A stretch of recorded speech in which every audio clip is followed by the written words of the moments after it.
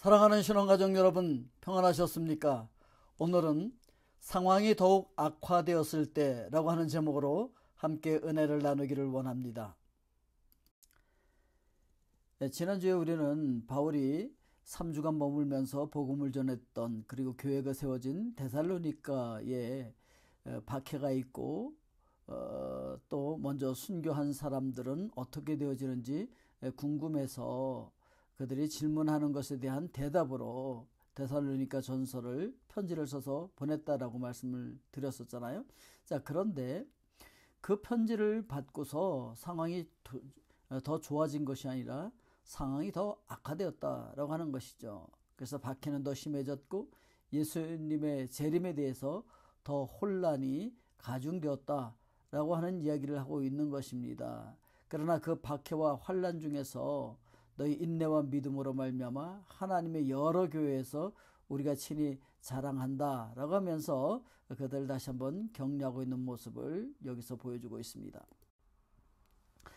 지금도 우리는 이렇게 자유로운 곳에서 신앙생활을 하고 있지만 지금도 이렇게 박해 가운데서 힘들고 어렵게 신앙생활을 하는 사람들이 참 많이 있는데, 2002년도 기독교 박해 국가 순위를 보면은 작년에는 1위가 작년까지는 북한이었었는데 이제 아프가니스탄하고 북한이 바뀌었어요. 3위 소말리아, 4위 리비아, 예멘, 에리트리아, 나이지리아, 파키스탄, 이란, 인도, 그리고 17위가 중국이고 이렇게 이제 나가는데, 그래도 지금 우리는 좀 자유로운 곳에 있지만 이렇게 박해가 심한 곳에 있는 분들은 정말 신앙생활하기가 참 어렵지요.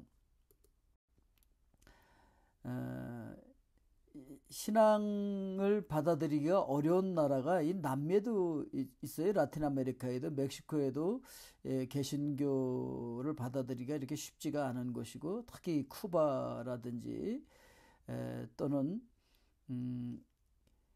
그 콜롬비아 같은 경우도 이 50위권에 들어간다라고 발표가 되어 있습니다. 자, 그러나 데살로니가 후서 1장 5절에 보니까 이는 하나님의 공의로운 심판의 표요 너희로 하여금 하나님의 날에 합당한 자로 여김을 받게 하려 함이니 그 나라를 위하여 너희가 또한 고난을 받느니라, 이렇게 이야기하고 있습니다.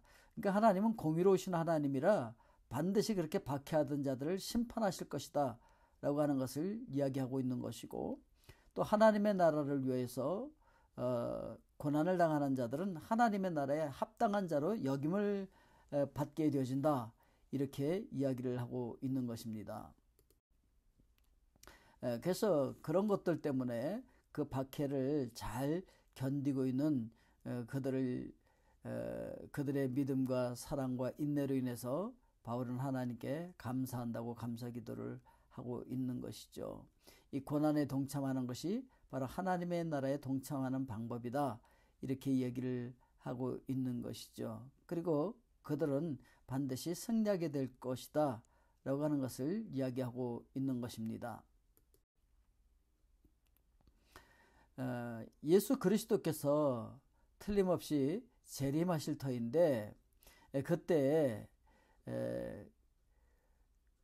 예수 그리스도를 믿지 않고 예수님을 믿는 자들을 박해했던 자들은 주님의 권능의 영광에서 떨어져 나간다, 그것은 영원히 멸망할 것이다 라고 하는 것을 이야기를 하고 있는 것이죠. 자, 그런데 말이죠, 그 예수 그리스도께서 곧 재림하신다는 이야기를 듣고 이것을 좀 오해해서 지금 당장 바로 오는 줄로 착각한 사람들이 참 많이 있었다는 것이죠. 자, 그래서 그들은 예수님이 금방이라도 다시 오실 텐데 일을 뭐하러 해? 그러면서 이제 일을 안 하는 사람들이 생기는가 하면은, 또 어떤 사람들은 그 로마의 그 후견인 제도가 있었는데 돈을 얼마씩 주면서 일을 시키면은 그 일종의 그 하수인처럼 그 돈을 조금씩 받으면서 일을 하는 그런 사람들이 있었다라고 하는 것이죠. 그런가 하면은 이렇게 죄를 짓는 일에도 그들이 시키는 대로 돈 얼마를 받고 동참할 수밖에 없는 그런 사람들.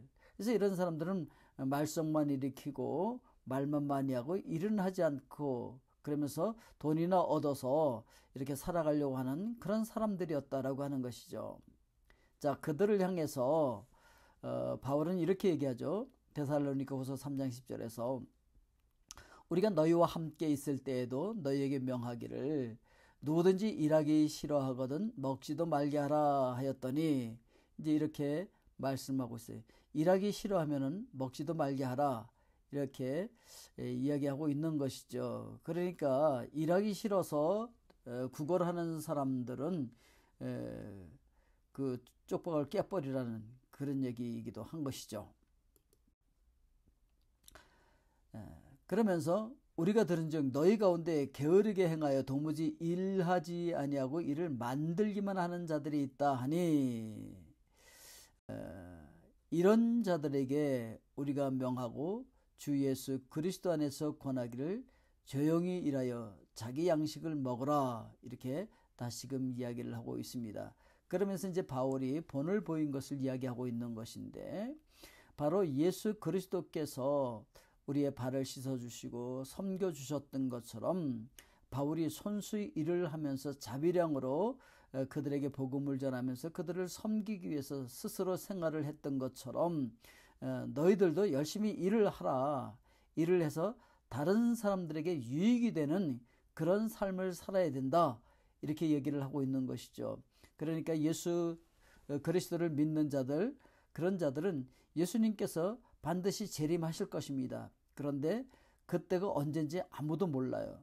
그러나 그분이 반드시 재림하실 것이지만 그분이 재림하시기 전까지 우리는 매일의 일상 속에서 열심히 일을 해서 다른 사람들에게 유익이 되는, 도와줄 수 있는 그런 삶을 살아야 된다, 이렇게 이야기하고 있습니다.